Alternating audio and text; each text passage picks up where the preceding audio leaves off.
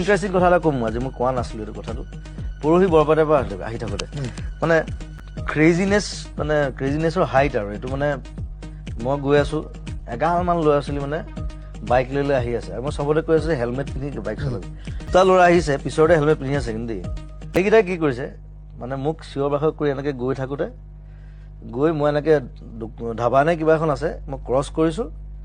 দুমকৈ শব্দ এটা শুনিছোঁ তাহাঁতি গ'লে খুটা এটা আছিলে মাৰি দিলে মাৰি পেলাই দুইটা ছুপাৰমেন টাইপ উৰি গৈছে গৈ পেলাই এটা গাঁত আছিলে মস্ত তাত সোমাই গ'ল দুইটা